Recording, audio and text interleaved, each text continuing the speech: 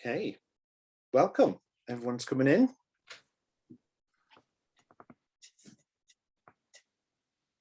Let's give everyone a few minutes to arrive on this fine Saturday evening. And it would be great, actually, as you arrive, if you could put into the chat where you're watching from. Maybe say a little bit about how you are and say hi. It'd be great to see where everyone's at.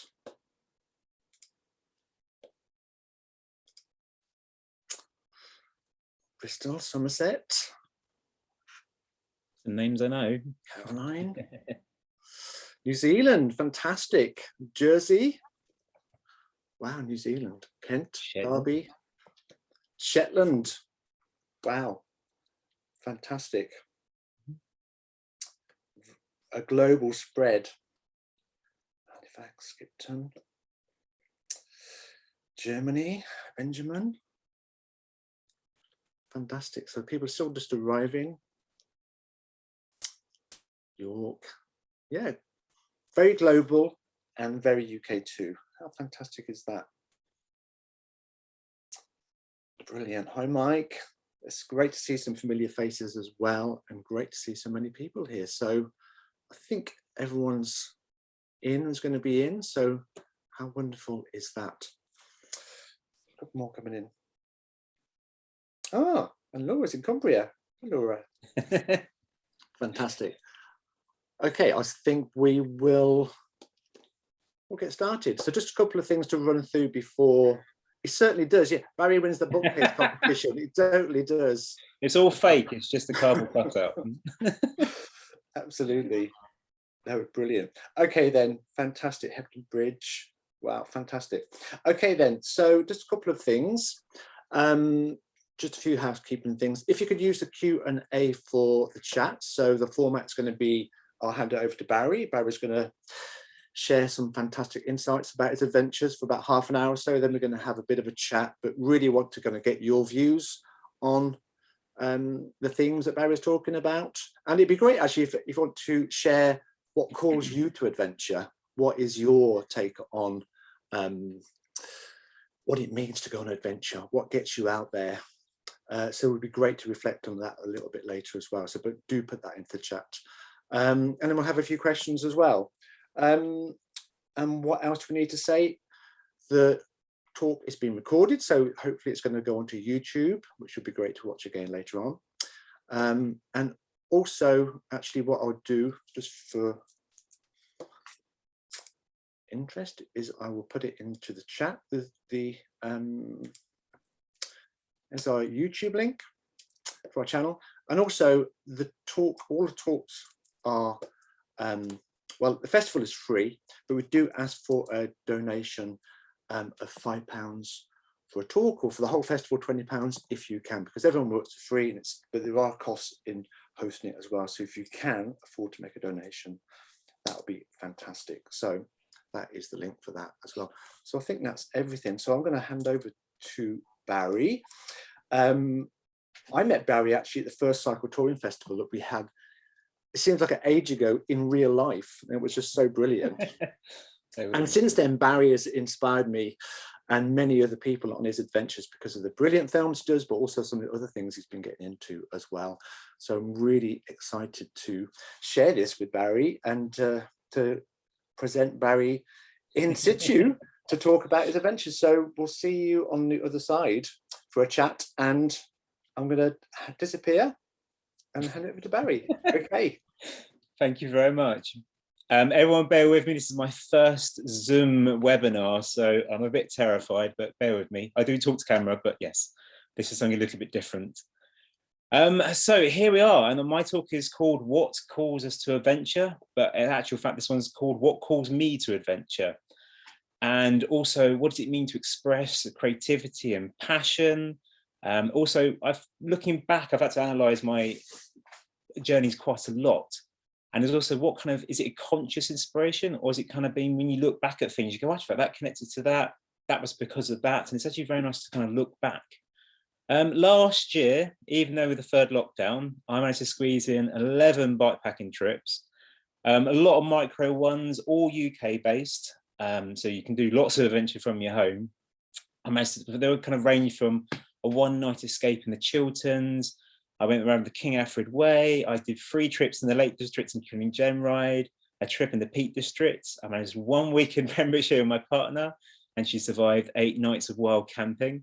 And I did north to south of Wales along the Offers Dyke, and kind of wrapped it up in 12 days in Scotland and the Hebrides, touring around. So I wanted to start off with just a little bit about myself and where did I come from and where's kind of my background. I come from more the extreme side of mountain biking. So I've done lots of trails, lots of big mountains and big mountain races, such as Mega Avalanche. But it's very quickly grew into the multi-day adventures where you kind of end up at point to point, carrying like a sleeping bag, but staying like a hostel somewhere. So I've actually done the Tour de Mont Blanc twice. I've actually done across Morocco as well in the mountains there. And that's where it really started off 10 years ago, giving me the adventure bug. Then I kind of worked out, can I get a tent on my bike? And that kind of made bike packing. It was before it became trendy. So it was quite interesting, kind of how do you start strapping things on and kind of the ideas of expanding it. So I literally worked out almost to the date this month, 7 years ago, I did my first ever trip north to south of Devon. And then I went to the Cycle Touring Festival because we were booked to go to Iceland. And I went with my friend Ben, and we really wasn't very prepared. So we went there to try and find out some information from people. And it was the most inspiring place I've ever been. The way that people talk about big adventures where they kind of down Africa, turn left and then turn right through Asia. It was very different kind of conversations I'm used to from a mountain bike side of doing smaller trips. But big trips did do for the interior of Iceland. I've crossed the Italian Alps, but mainly I've done a hell of a lot in the UK. I've explored so much of our kind of different spots. And I kind of got a map on the wall in my other room where I kind of draw on my routes. You kind of see a bit missing, and that kind of inspires me to go and find another spot to go and explore. But very quickly, I want to kind of analyze a couple of my older trips from the ones from last year. Because it kind of really kind of grew from literature and places of interest, and just kind of an idea of what happened. So one of my first trips was the North Coast 500. That's my first big trip in Scotland many years ago. And it's because my mum's from Countryfile of all things. And she was kind of like, you have to go and do that. That's great. And I said, oh, it sounds good to me. But at the time, I was actually reading Monk McFarlane. And also this book, The Wild Places. This inspired me to kind of go off the route and go and camp at Sandwood Bay, which is a magical evening. I sat there on the sand. I camped on the sand. Big ball of sun hit the ocean. It was stunning. But it's kind of one of the last wilderness wild places left in the UK. And since then, I've kind of been trying to seek all these wild places. But what also does interest you is when you're on journeys, I kind of talk about Scotland a little bit here. On journeys, kind of going around, you see places of interest, historical places, and that made me kind of read more about the history. So I read the history of Scotland. That then led to more ideas where to go and visit. So I ended up doing a trip which started in Edinburgh, and I worked my way through past Falkirk and then past the battlefield of Bannockburn, then through to Stirling Castle, where Wallace Monument is as well. And then from there, I kind of headed north. I went through the Cairngorms. I've been around the Cairngorms, but these 2 books here really made me want to go into the heart of the Cairngorms, which is that past the Larry Groove in the middle. You're surrounded by huge Munros. That did equal a 13-hour walk that day, not much riding, but it was worth it for all the amazing scenery I saw. And then from there, I had to go up the River Spey just for a bit of a whiskey kind of tour. There was a connection there, and ended up on the north coast of Aberdeenshire by Beaufort Rock. And a lot of the wild guides, or just picture books or inspiration on the internet, they really help you out. And it's because there's one picture, that one there, or the Beaufort Rock on the north coast, that made me want to go and visit that place. And then my journey continued from there and back round. So there's lots and lots of things that can inspire one's journeys, and it's kind of more what inspired me. But you may not know at the time, but you kind of piece together these things.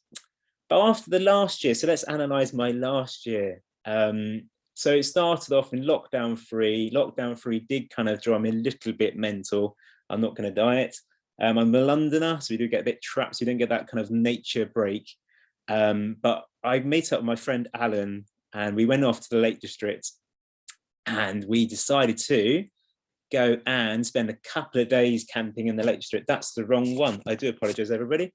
Bear me 30 seconds. I'm going to just put on the right slideshow, and 1 second, that one, go, share. Hopefully you can, or I can't tell what you can see, but hopefully you can all see a picture of me looking like an idiot in the Lake District. This was very early in the year, this is in May, but it's been so long since we've done any adventuring. It's kind of quite scary to go and camp again and just get into the wild. And obviously the Lake District's one of the best places. Top tip here, I think hopefully Alan's watching, it's from him, so I'll give him full credit. Do buy fairy lights, USB rechargeable ones, plug them into the little battery brick, and it makes everywhere a party. It's a party tent, party boffies, party everywhere, you name it. But it makes a lot of those dark evenings, especially in winter, really, really comfortable and nice. We didn't go very far. We were meant to do the lakes 200, which is a 200-kilometer route. We ended up not going very far at all. But plans do change as well. And it ended up him breaking a part of his bike, his freewheel, so he couldn't ride any further. So I thought, wouldn't it be great to walk up and over a mountain because there's any way out? So you've got to think of ways on your toes. But we ended up almost getting to hypothermic levels. It's probably the most dangerous moment of all my journeys I've ever been in. So this made us rein it in. And it was very interesting the way two people can kind of journey together and how we kind of from that point learned to kind of tell each other, no, this is too much. But we're very hard-blooded and we're like, we must get to the end. We can still make this. And we had to pull out 50 meters from the top. And that's because Alan fell down a mountain and didn't stop sliding because it's so icy. And we couldn't hold our brakes anymore to come up the mountain because our fingers were just frozen solid. So yeah, lakes can be pretty brutal, and fold your tent in half, which is the only place it has both times. But then from then on, I kind of snuck out of work. I wanted to get fit. There's this big journey called the Gem Ride, which is a big Lake District tour, massive event, 200-300 people. Kind of do it, but it's 100 miles and 15,000 feet of climbing, which is a hell of a lot in 2 days. And that's the goal. But I obviously, lockdown, everyone got a little bit larger. I didn't do much exercise. So it was time to get fit. So any opportunity I could get just to disappear, just put in some miles. So I was kind of doing trips like I finished work at 4 o'clock and rode out of London 50 miles, camped in the Chilterns, and then rode up 70 miles all the way back home, through the Chilterns Loop, and then join the canals all the way back into London. So it makes a really nice loops. The more you explore your local area, and I think that's one benefit, especially with lockdown, but I always have explored my local area, but a lot of people have got out and found what's on their doorstep. Next, I want to talk about another friend who's called Andy. We normally ride mountain bikes together. So obviously still a mountain biking background, and we normally ride in the Surrey Hills. So I ended up doing, the trains were broken, and another thing that can inspire different journeys. For me, I always get the train, I can't drive. So if the train's cheaper to one place, I'll get the train there, rather than going to the normal place you would go to and ride across. But this time we had to kind of, no trains were running, but we could only get a train to Red Hill and one back from Guildford. So that was the kind of idea, to ride across. But this gave Andy ideas. And instead of, I was normally meant to be meeting up for a mountain bike ride, but I ended up coupling with work. A few days ended up being together. That was 3 or 4 days. And I was like, let's just go and do a bit of a trip. And Andy was like, oh, I might come and camp. So he borrowed my tent and sleeping bag and roll mat. We just put it in a dry bag. We strapped it to the front of his bike, which is a 160mm full suspension bike, which is not designed for bike packing or long distance stuff. And it was amazing. We had a great first night. I did it after work again. I normally start a journey after work to get going and get into that idea of being in the wild or the wilderness a bit more. And so we set off at 4 o'clock. We rode 5 miles from Farnham, found a pub and a barn in the middle of nowhere, which is amazing. A couple of beers later, could barely ride. We rode to like another 2 miles, found a lovely camp spot, woken up at 12 o'clock at night by machine gun fire. We ended up being in the military base. So we were a bit of a pair together, and most of my journeys are a bit exciting. But more the next days, we kind of set off, and it was very interesting that I'm rode with a lot of people, and I'm kind of fairly good at getting them along. And he's got incredibly good willpower. We've done the Tour de Mont Blanc together. We ended up riding 60 miles, which he's never done in his life off-road. I think the most he's ever done is 20 miles off-road in a day. But the idea I did it is you never tell them how far you've gone. You never tell them how far you got to go. And he just got through it, and he really enjoyed it because the landscape's constantly changing, and it also has lots of places of interest along the way, especially the King Afro. For me, I've done bits of it before, but joining all in one big loop, especially it's just being made by Cycling UK, absolutely amazing route. Thanks very much for doing all that, piecing it together. Although I didn't find the miss off for Stonehenge was a bit upsetting. But I've pieced together a little clip of the film just to show you how that was. And this would give you an idea of what some of my journeys are like. And I'll show you Andy on his full suspension board. Let's quickly just find that film, one take. It's just about a minute and a half, so enjoy that for a second.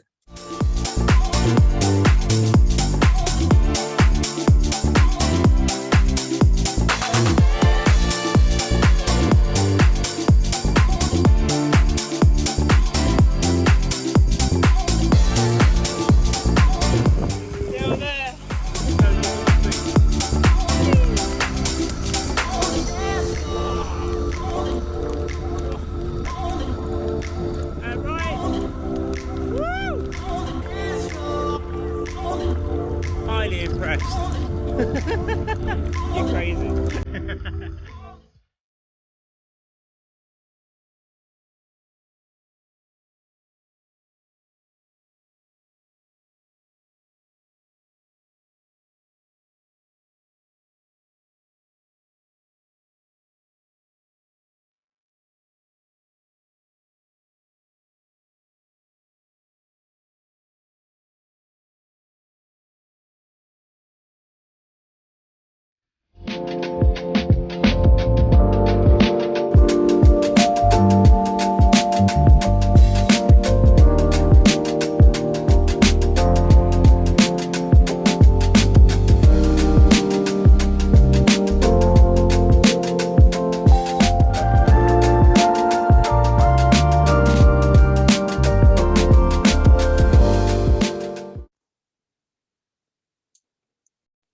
So there we go. I hope that played well for all of you.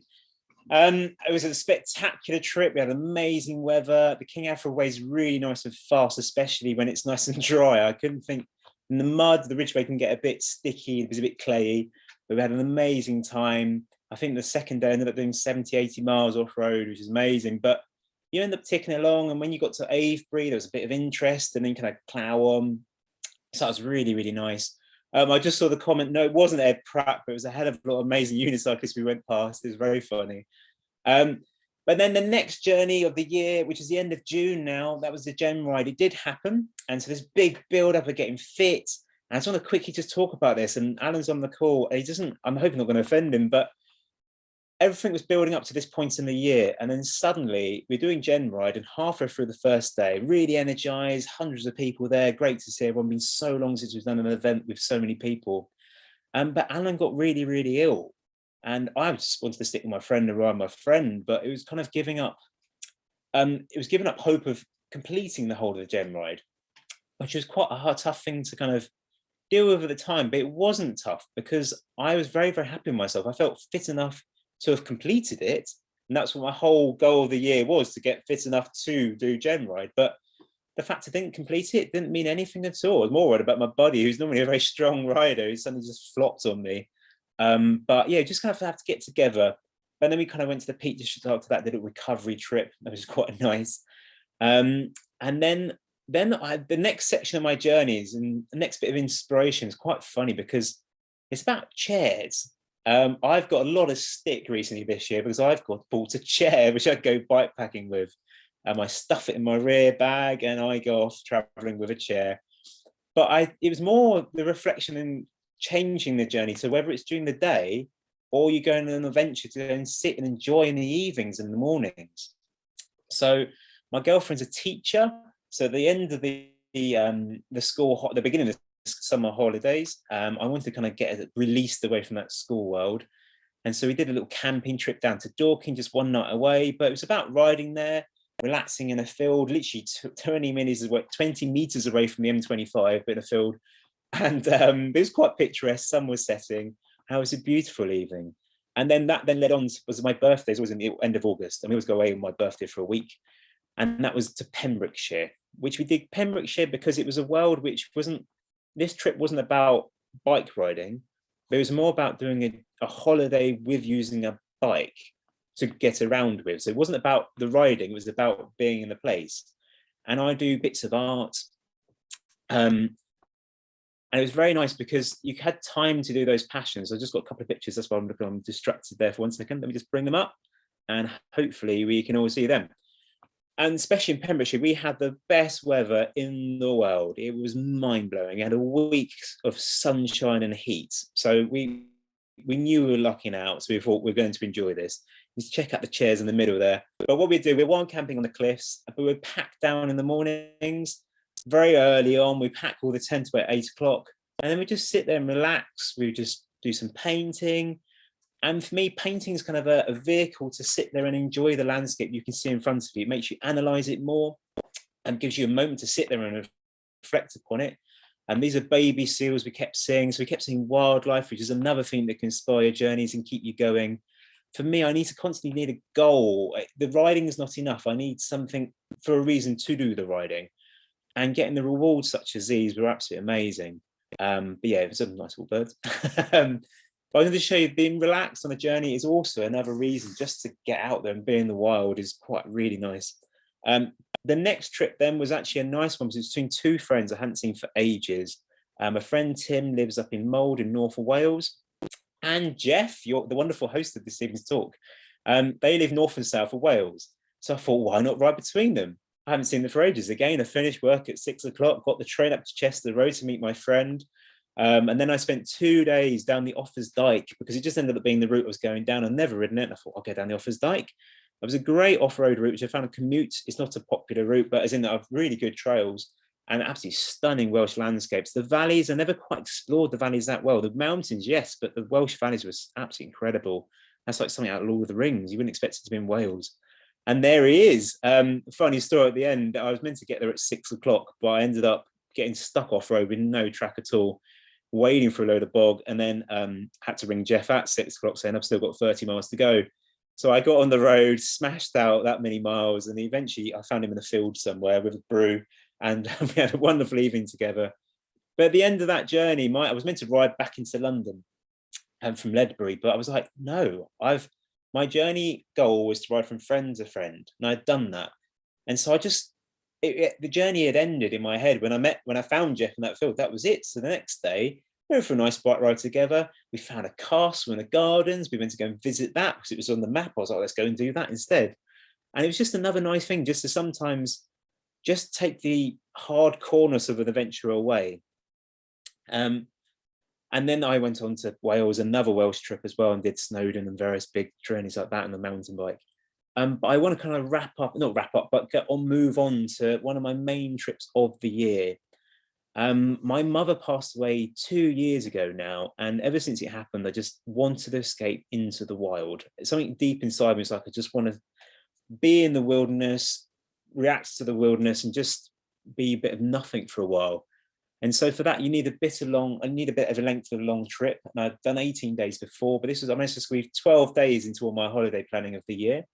And so I booked the train for 12 days, just a sleepy train. I have no idea where I was going to go. I was going to go up to maybe Orkney Islands, have a look around there. But my friend Alan happened to be up at the same time, but he told me the wrong date. I thought it was going to be at the end of the holiday, but it was there at the beginning. So I'm going across to see him kind of towards Ullapool, met him there, and then I actually went off to Skye and did the Hebrides.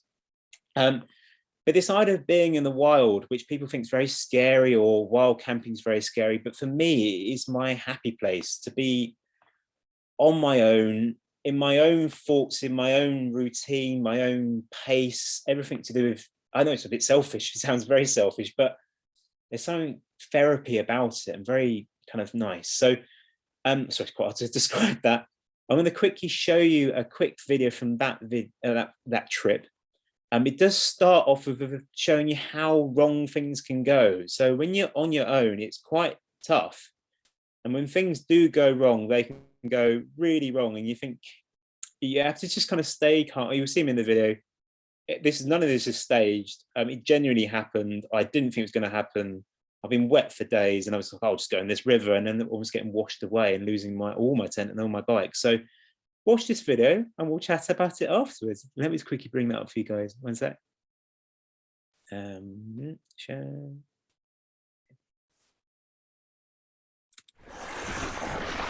Blimey.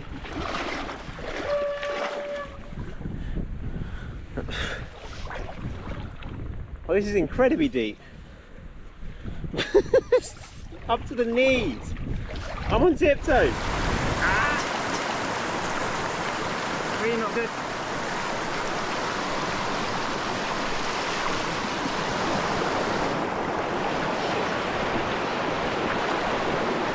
No. No, no, no.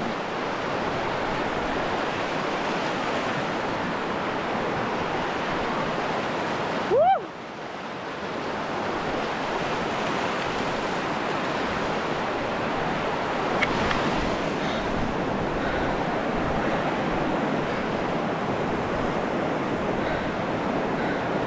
It's far more power than I thought. Stay calm.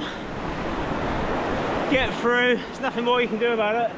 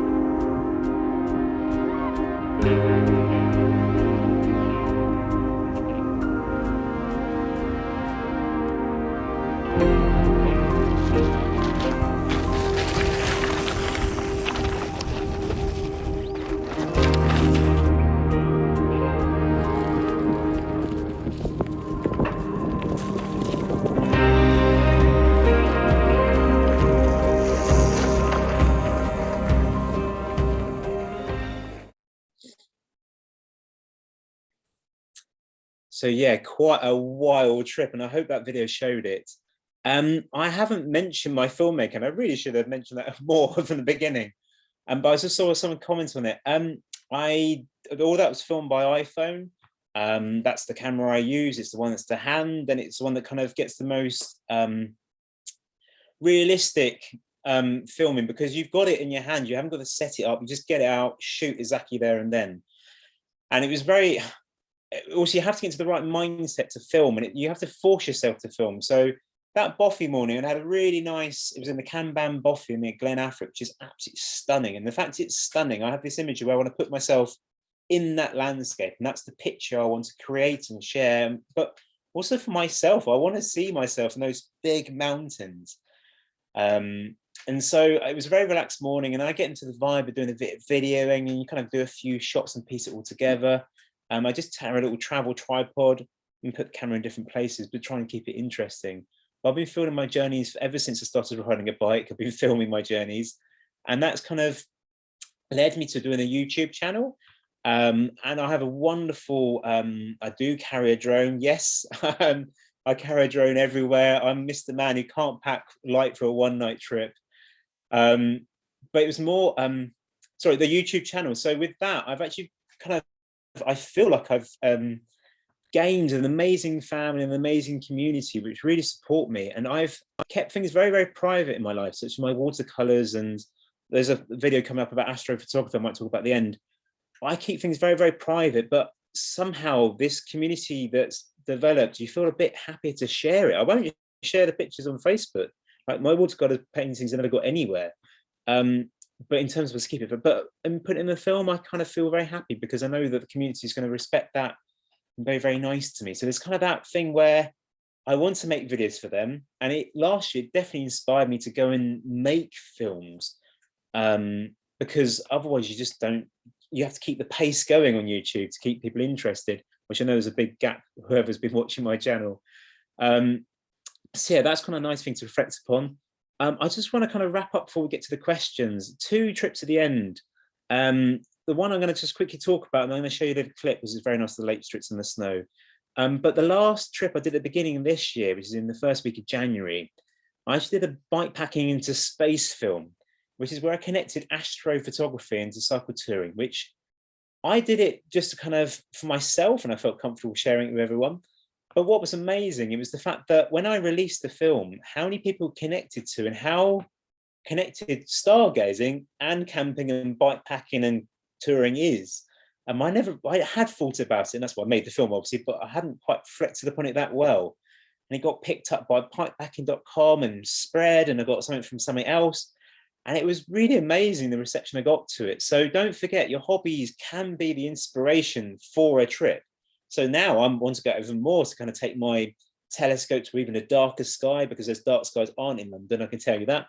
So you have to travel to a dark sky to get those beautiful shots. But I want to kind of wrap up with one last trip, which was at the first week of December last year. And that's kind of ended my season of last year. Very sadly, Andy managed to fall off his bike. We had a trip to Lake Street booked. It was the last one of the year, sneak it in. And he managed to hurt himself and crack 5 ribs in his back, which has kind of written him off for a little while. He is getting better. He will be back on the bike soon. We've got some adventures planned this year. But I wasn't going to go then. It was like, oh, we can't go, not possible. But my friend Ben, who I went to Iceland with, actually, lived in the Lake Streets as a child, and actually very close to where we ended up scattering my mum's ashes. And because we used to holiday every single year as children for about 15 years. And so the Lakes has a big part of my heart there. And so any chance I can get there, I must desperately get there.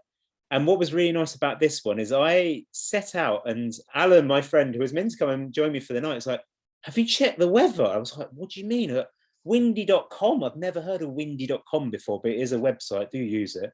And it was like, it's the biggest storm ever coming through. I'm like, no, it'd be fine. It'd be fine. But the more and more I looked at the weather, the more and more like there's meant to be blizzards forecasted and things like that. So I was quite terrified. So I set out a small loop and wasn't too far. It was the North Lakes near Keswick. So I ended up on a small loop. And I did set up my tent. I thought I'm not going to have the tent blow down. So I found a ruined building and I thought, great, I'll put my tent inside there. I mean, it had no roof and stuff, but it just had some walls.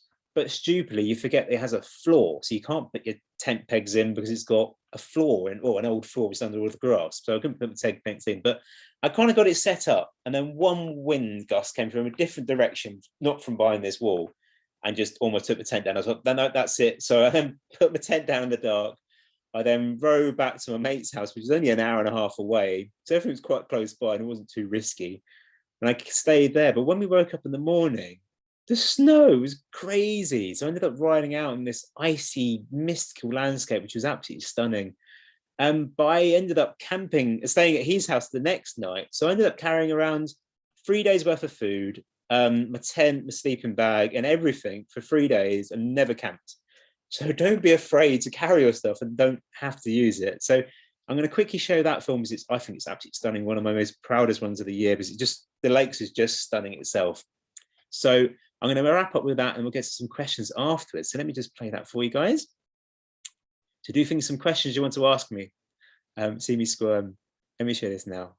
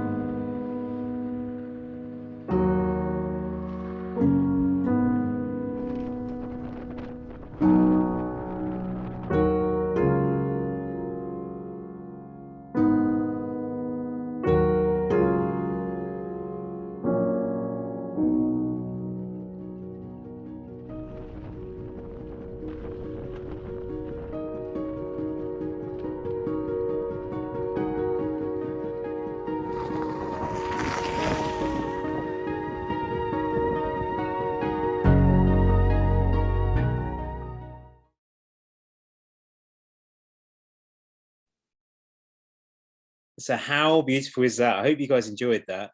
That kind of wraps up my monologue to begin with, and hopefully Jeff's gonna pop back in a second and we become a bit more of a conversation, and we'll go from there. I'm popped. Jeff. I'm back. Thank you for that, Barry. That was so fantastic to get a little bit of a snapshot of just well, your story and your back year as well, and how great. And I did see that in the comments as well as a little taste of summer, wasn't there? That's for us to come as well, for all of us who are going to get out this year. It seems like so long ago. Oh my goodness, it's going to be so brilliant. Well, put it out to everyone. Any questions that you have to Barry about what Barry does, how he does it, but also please do share what calls you to adventure as well, what gets you out there, and what are some of the things that stop you too. It'd be really interesting to talk about some of the things that stop us from getting out there. And yeah, someone said about wearing shorts in the snow. Very impressive. And your great paintings too. Actually, behind me on the wall, I'm very lucky to have a Barry work up there, so which is just fantastic. And the stargazing too. Now, when we did a preliminary chat, you showed us some of that. Are you going to show us some of your stargazing, Barry, or are you going to just? I can do. It was more of I thought I was running out of time, but well, I think people would really love to see it, and that's as as Michael says, like there were a lot of cycle stargazers. We just love to be out there. So just show us what you've been doing. I think it'd be really great. I can show you a picture quickly. If you want to know what happened 2 nights ago, 1 second. I just need to find it. How's that one there? Oh, you put me on the spot now. Yes, that's the idea. But, that's what it's all about. Well, it's not very well processed, but this is what I took the other night. That one there. So I do deep astrophotography, where you kind of are doing nebulas which are far off in the distance. But when you see things which are billions of miles away, it's quite exciting, especially when you took the picture yourself. Yeah, it's very good. But some objects are better in dark skies. You have to go and find those dark skies, which is building up a small, lightweight, portable setup is quite interesting. Also another challenge in itself. But yeah, being able to use that, move away, but also another stimulus for adventure. Is very nice, an excuse to get out for the night in winter. Yeah, fantastic. One thing I was thinking, Barry, is that now you've got quite a big following. You've got a lot of people who know what you do for your cycling and now your astrophotography too. I just wondered whether, and also you're getting sponsorship as well, so people sending you gear. So do you feel like making these films, these brilliant films? I know you have a great time doing them, and you're fantastic at it. But do you think that sometimes they get in the way of you kind of having that kind of like just a unstructured adventure to do what you want? I think they sometimes help and they sometimes hinder. I quite like the fact that you do. In my head, I very much have the film in my head during the journey. So when you're riding along, you're thinking, oh, what, I'm missing a shot. And it's also a nice way to review your day. So sometimes I'll just film shots and then do a talking, but analysing what happened. Sometimes I'll talk in the moment. So sometimes it is nice to kind of recap and kind of give your journey some kind of structure, myself, some structure to it, which is the way I kind of storytell as well. But yeah, sometimes I get in the way. More what gets in the way is editing. So I had a huge gap in my video producing because I ended up going on all those trips at the end of the year, and it would be 3 months of trips, but every day off. I work full time and I squeeze all these into my days off and holidays. And so I just run out of time to edit. So I do find it I'm finding it very hard to sit still and edit at home, especially now. I'm kind of thinking I should be out, but I've been sitting there editing as a good boy. So yeah, has to be done. No, fantastic. And there's always a couple of comments in there about the BD tips as well, which is another huge amount of work that you do to share your skill and experience, isn't it? Yeah. It is an update, but it was a huge thing I did after. Well, I was inspired by all the Cycling Touring Festival, and it was to create some kind of help for people who want to get started. And I'm a guy who uses kit to destruction, and nothing's good enough. So hopefully I'm a very I've forgotten the word, transparent in terms of I give you an honest answer to whether something's good or not. But the thing everyone's saying, well, what bike have you got? Are you riding rigid, and what stuff in this, what chair? And what my whole philosophy of the beachy tips was, it doesn't matter. I was giving you the idea if you need these items, but not this specific item. I do sometimes buy the very, very best, and it's then survived 7 years, my sleeping bag, and it's absolutely perfect still. So I'll have it the rest of my life, I think. And rather than buying cheap and having to buy again, but that's because I've been lucky enough to be in that situation. But more get out there and see if you enjoy it first before you spend loads of money on it. So yeah. Yeah, absolutely. There's quite a few questions coming in about kit, which we can kind of explore a little bit. But Anna's just said, just forget to take your phone for a scary feeling of freedom. So I think that's a really great point, isn't it? That, you know, we can go on an adventure, but also we're quite safe. We've got our tech, we know where we're at, we're always in touch. But going on an adventure where we don't have any connection to the modern world, so to speak, is a different thing. My best evenings in my tent is when there's no internet, because I'm a Londoner, but also everyone's in this modern day life. You constantly do check your phone and you check if you've got internet. So I can't say it because my girlfriend's in the room, but sometimes I'll get to a place where it might have signal, but won't take my phone off of airplane mode. I just leave it in that state. So you're like, do I want to know if there's signal there or not? Or do I just want to be in this moment and enjoy where I am? So yeah. No, that I can totally relate to that myself, actually. I also wanted to ask you a little bit about, so in your films, everything just looks great. I know there was that bit where you were having a bit of trouble with the bike, but it's also just in terms of adventures, before we go on a trip, and I don't know how this lands with everybody else, but we have an idea what we think it's going to be like. But actually, the reality is it's actually pretty tough, and sometimes things go wrong, and sometimes we get a bit unhappy, you know, a bit lonely, or, you know, how does that pan out for you? And how do you, and I suppose the question is, how do you deal with those difficulties when life goes a bit astray?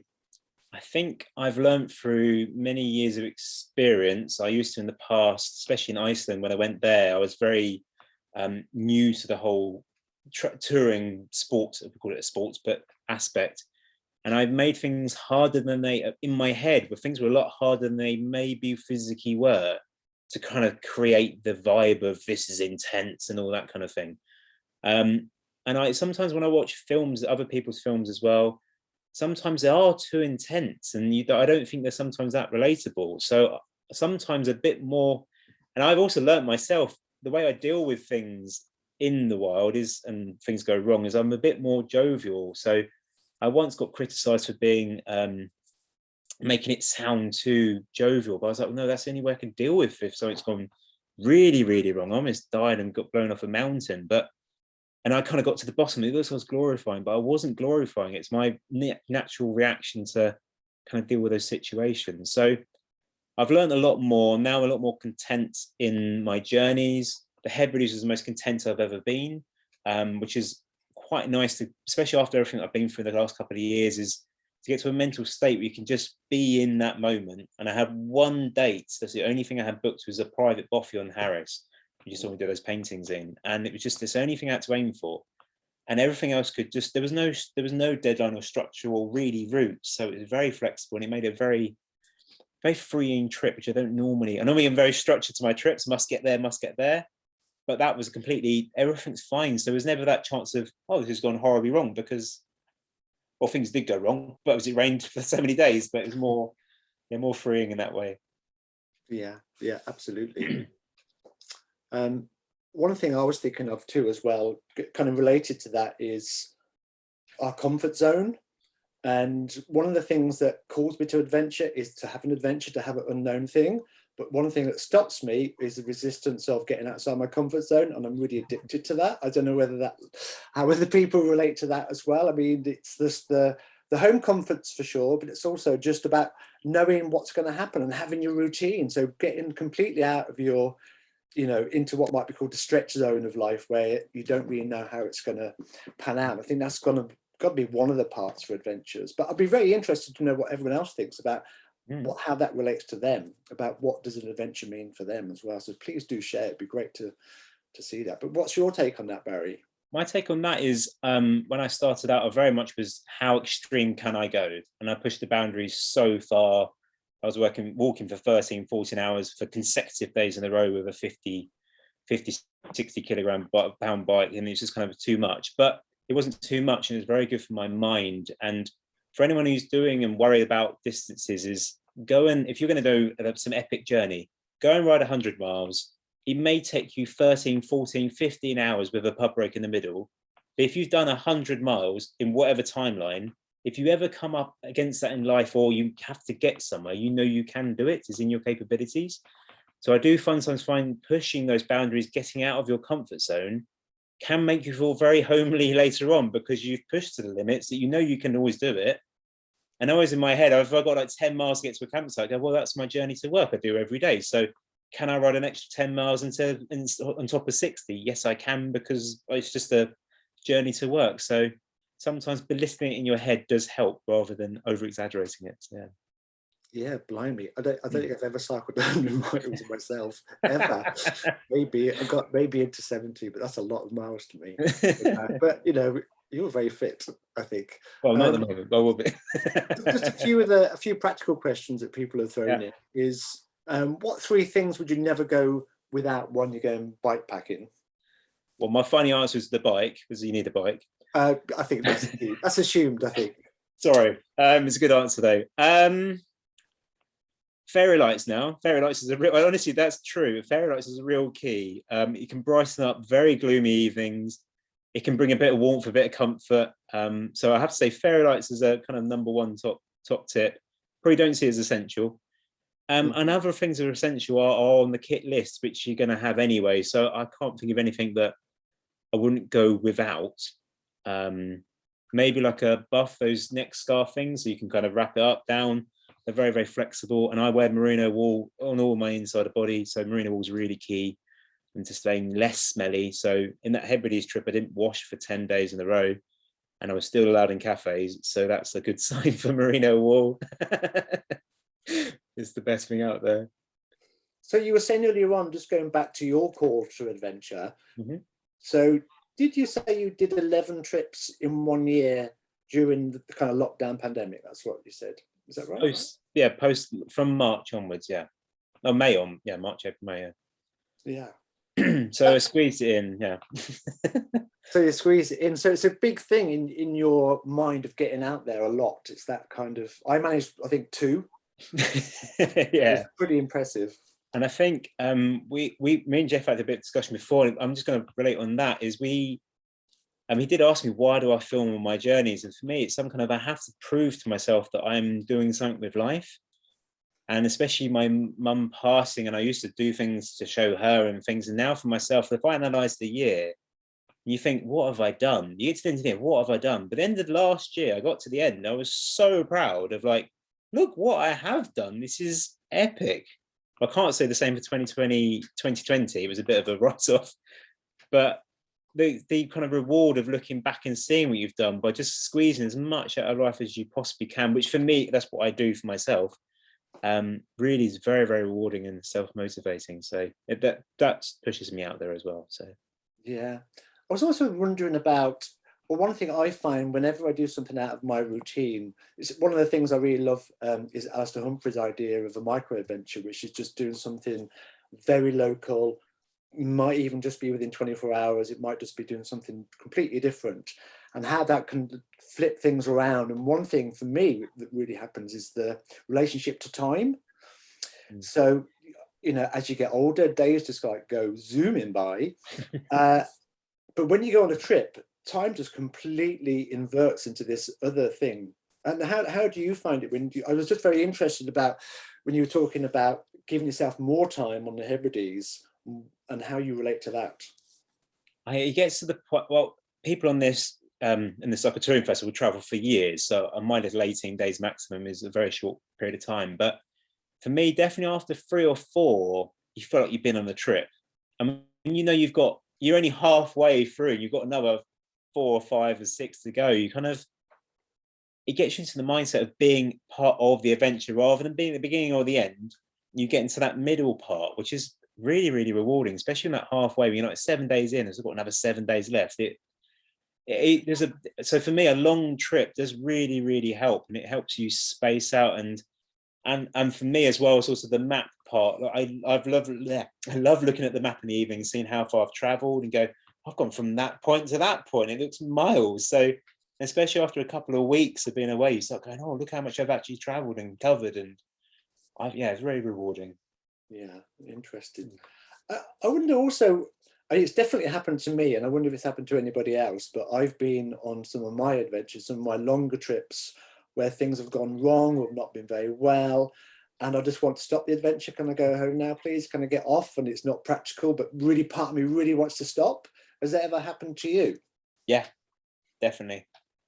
Couple of times actually. So yeah, it did. And you just go home early. And in a nice way, the trip I said about riding from my mate Tim to yourself, I got to you and I was done. I didn't want to go anymore. Because I in a way, your goal was to do that. If you've achieved your goal, why then go and push it more? So I went home early, surprised my girlfriend so much for her surprise. I came home a night early, but it was, and I think that's absolutely fine to think. I think it's absolutely fine to think that and go home. Don't be scared to get back out again. It's not like you want to always be at home, but if your mindset's not in the right place. But sometimes I find, rather than pushing, that funny thing I was saying about the chair and just spending some time sitting there, just taking where you are, and that sometimes can bring you back round to wanting to be back in that place. But you need to spend the time to enjoy it and appreciate where you are and be in the place. But I'm very aware of, you hear news from elsewhere and that can rip you out. And that's another reason why I don't like turning my phone on sometimes, because you know you might receive a message that will rip you out of where you are in your mindset. And especially I was in the Hebrides in that river crossing, there was something very serious going on with a friend in my life, and I had to deal with it literally 2 hours after almost drowning. Not drowning, it's a bit dramatic, but it felt serious at the time. But it really ripped me out of the situation, and it took me a while to get back into riding and being in the wild again, because you just get taken out and teleported out so quickly. It's very hard. No, absolutely, and I completely relate to that. I think that's really good advice as well. If you want to stop, you can stop. But also sometimes, if you just stick with it, things just change anyway. I think because everything's always changing. So when things get very tough, sometimes you just stick with it. It will change back in your favor again too. Yeah. So I think that everything's always changing, isn't it? Especially training as well. Question from Graham. So Graham's talking about, he's saying 11 trips is brilliant, Barry. You can see the question. And he did the Alice Humphreys 12 beavers in a year challenge, which felt really great. So Graham's asking, those 11 trips, what impact has it had on you? How did you feel day to day at the end of your year, knowing you've done that? In terms of, I didn't get 12 in, I didn't get one a month, but it wasn't the getting the number, it was just the reward of making sure that people go, if you've got a full-time job, how do you get so much time off? And people always ask me this question, and we're all in the same community, so I think we're all very like-minded. But I say to those people, you've got, you get 2 days off, normal job, you get 2 days off a week. There's 52 weeks in a year, there's 104 days off already, plus your holidays 30. So if you're not using those 130 days a year, what are you doing with them? Yes, we've got families and other life, but there's definitely time to squeeze an adventure, and especially even if you manage one going the 5 till 9, not 9 till 5, but the 9 till the micro adventure where you leave work, you have an adventure. I've camped in Richmond Park twice in London just between work. You go leave work, camp in Richmond Park, you go back to work the next day to go open up the shop, and you're like, wow, you feel incredible. So those tiny ones are sneaking them in. So trying to do the one a month is actually really interesting. It pushes you, first of all, to go out in January, which is really hard in February.